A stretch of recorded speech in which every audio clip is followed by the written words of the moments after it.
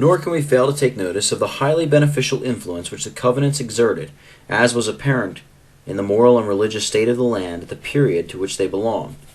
Never did our country assume a more glorious or dignified attitude than when it thus plighted its faith to God and publicly surrendered itself to the Redeemer. Britain might then be said to be, quote, a land married to the Lord, unquote. There was no age of commonplace virtues and attainments. That was no age of commonplace virtues and attainments. No, then a courage and intrepidity which numbers could not dismay, a patience and fortitude which nothing could overcome, were combined with a penetration and vigilance, a wisdom and vigor, which defeated the plot of every enemy. The, quote, men of the covenant, unquote, alike sagacities in the council, eloquent in the senate, and heroic in the field, were admirably qualified for securing for their country, amid the struggles of despotic and perfidious foes, the blessings of civil and religious liberty. Chieftains were they among heroes, quote, giants of mighty bone and bold emprise, unquote, whose sleepless zeal and noble spirit, and indomitable courage, and uncompromising principle, and magnificent performances, demand for them the grateful and admiring homage of reformed Christendom. True to their country and to one another, they were not less true to their God.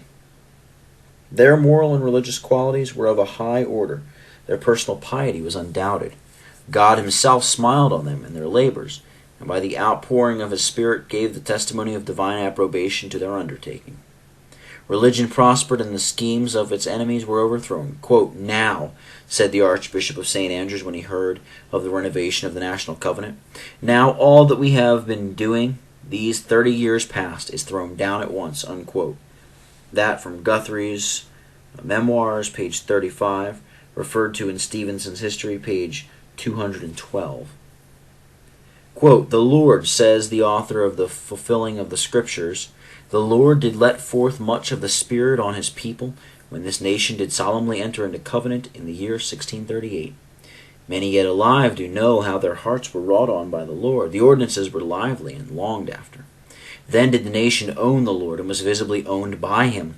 Much zeal and an enlarged heart did appear for the public cause. Personal application was seriously set about. And then also was there a remarkable call of providence that did attend the actings of his people, which did astonish their adversaries, and forced many of them to feign subjection, unquote. That from Stevenson's History, page 210.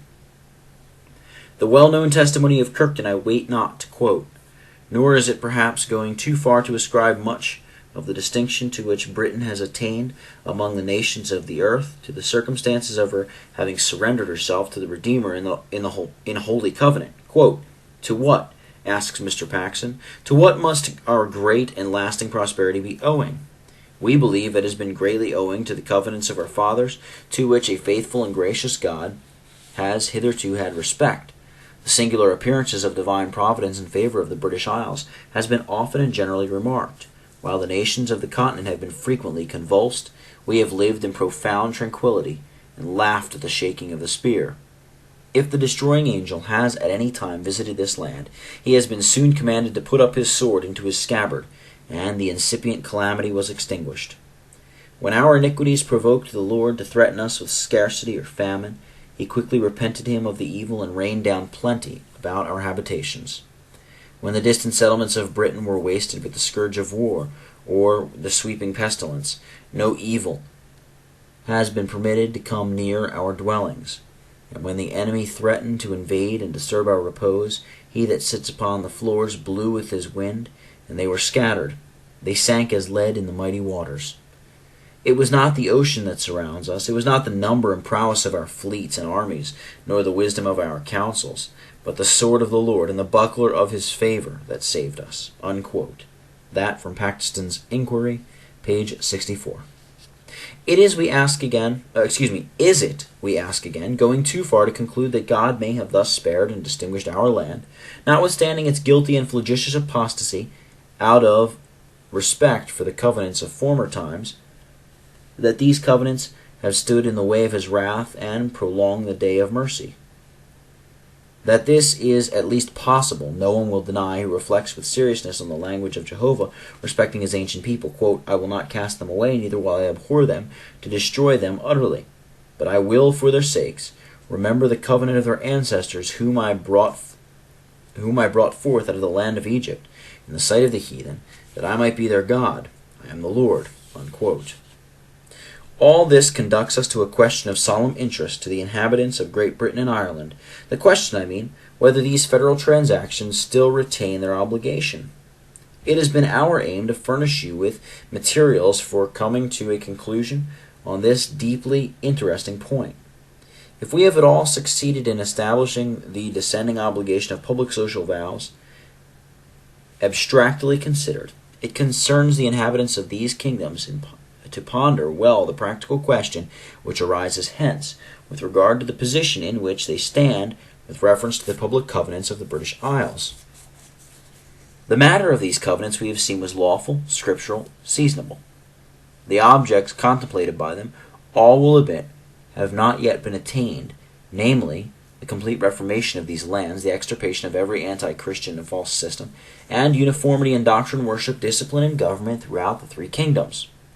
The parties also still continue: the eternal and unchangeable God on the one hand, and the British nation on the other.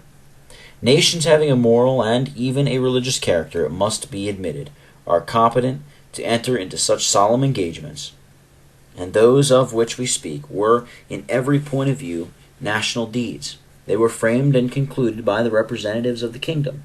They were taken by the call and authority of those in power. They were sworn in a public capacity. They were ratified and confirmed by public legislative acts. The public faith, it has been remarked, was plighted by all the organs through which a nation is accustomed to express its mind and will. Sanctions less sacred, pledges less numerous and formal, would have entitled another nation to demand from Britain the fulfillment of any treaty or contract, and shall not God, who was not only a witness but a party, nay, the principal part in these transactions, and whose honor and interests were immediately concerned, be regarded as having a claim to see that the stipulations are fulfilled? Quote, the identity of a nation, says the venerable biographer of two most distinguished covenanters, the identity of a nation as existing through different ages is, in all moral respects, as real as the identity of an individual through the whole period of his life. The individuals that compose it, like the particles of matter, in the human body, pass away and are succeeded by others. But the body politic continues essentially the same. If Britain contracted a moral obligation in virtue of a solemn national covenant for religious reformation, that obligation must attach to her until it has been discharged. Have the pledges given by the nation been yet redeemed? Do not the principal stipulations in the covenant remain unfulfilled at this day? Are we not a people still bound by that engagement to see these things done? Has the lapse of time canceled the bond? Or will a change of sentiments and views set us free from its tie? Is it not the duty of all the friends of the Reformation to endeavor to keep alive a sense of this obligation on the public mind? But although all ranks and classes in the nation should lose impressions of it, and although there should not be a single religious denomination, nor even a single individual in the land to remind them of it, will it not be held in remembrance by one with whom, quote, 1,000 years are as one day, and one day as 1,000 years, unquote?